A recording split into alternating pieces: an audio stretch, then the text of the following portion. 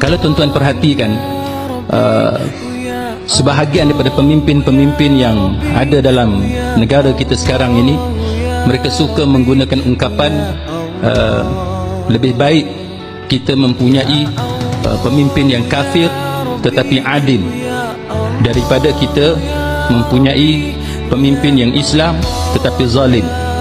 Ungkapan-ungkapan ini keluar daripada beberapa pemimpin yang tuan-tuan sedia maklum, dan isu ini timbul khususnya apabila sebahagian daripada rakyat mempertikaikan pelantikan ketua hakim negara, pelantikan peguam negara dan beberapa jawatan strategik yang ada dalam negara kita pada hari ini.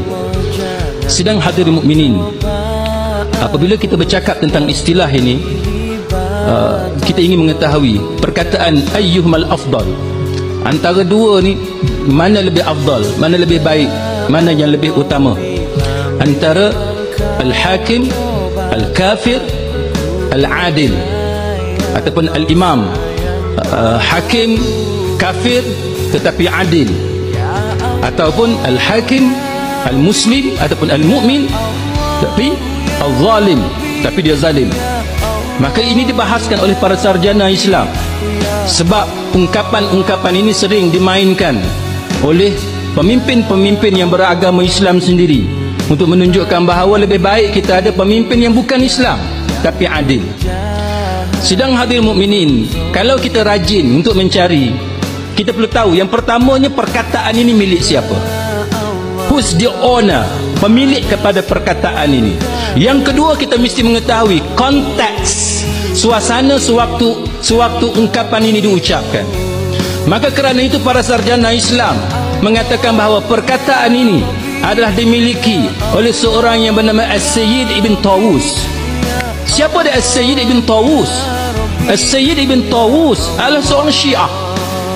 Dialah yang bekerjasama dengan Ibnu Al-Qami untuk menjatuhkan pemerintahan Khalifah Al-Musta'sim ketika Baghdad pada masa itu di bawah kerajaan Bani Abbasiyah. Dan Ibnu Al-Qami lah dengan kerjasama yang diberikan oleh As-Sayyid Ibn Tawus telah memberikan kerjasama kepada Hulagu Khan, yang kemudiannya Hulagu Khan datang ke Baghdad pada tahun 1258 Masih pada masa itu, dan sejarah menceritakan bagaimana orang-orang Islam di Baghdad disembelih, dibunuh, dan kita semua mengetahui sejarah yang berlaku di Baghdad.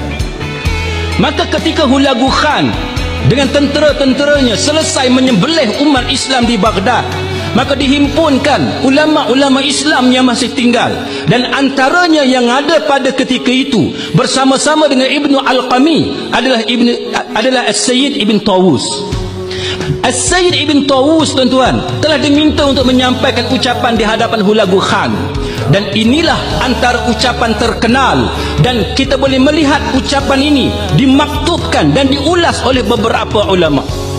Dan kalau tuan-tuan rajin membuka YouTube, tuan-tuan tulis perkataan ayyuhumal afdal, yang mana satu ke antara dua ni yang lebih afdal? Adakah al-hakim, hakim ataupun pemerintah ataupun penguasa, yang disebut sebagai al-kafir, yang kafir tetapi al-adil? Masukkan dalam YouTube, kita akan keluar daripada YouTube ucapan-ucapan pemimpin Syiah yang mengulang-ulang ungkapan ini.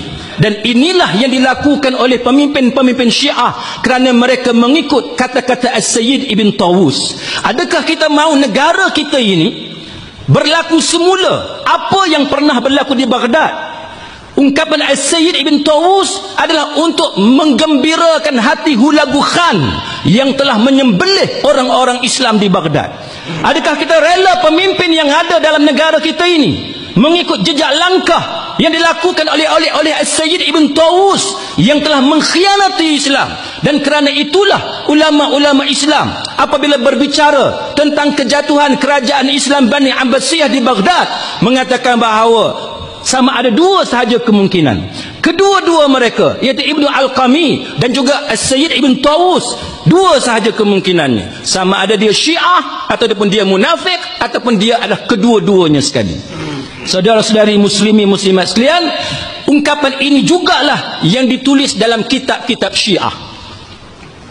Ditulis dalam kitab-kitab Syiah, dan kita hairan macam mana pemimpin yang beragama Islam dalam negara kita sekarang ini, yang menang dalam pilihan raya baru-baru ini, boleh mengulangi ungkapan-ungkapan yang ada dalam kitab-kitab Syiah.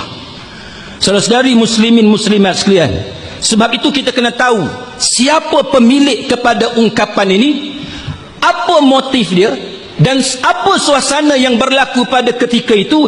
Dan jikalau kita biarkan keadaan ini berterusan dalam negara kita, maka dia bukan sahaja menggugat raja-raja Melayu, bukan sahaja menggugat sultan dan juga yang di-Pertuan Agong yang ada dalam negara kita, tetapi dia akan juga menggugat peranan-peranan yang perlu dimainkan oleh raja-raja Melayu dalam negara. Dia kata, lebih baik pemimpin yang kafir tapi dia adil daripada pemimpin Islam tapi dia zalim.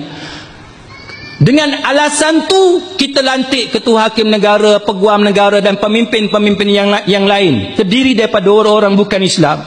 Bermakna kita mengiyakan bahawa sekarang kita sudah ketandusan pemimpin Islam yang adil. Mana orang Islam dah tak ada dah yang adil. Cuma yang adil sekarang ni hanya orang bukan Islam sahaja. Adakah itu realiti? Adakah itu fakta? Apa justifikasi kita? Apakah support yang kita ada untuk mengatakan bahawa sekarang ni semua orang Islam ni jahat belaka? Ini bahaya tuan-tuan sekalian.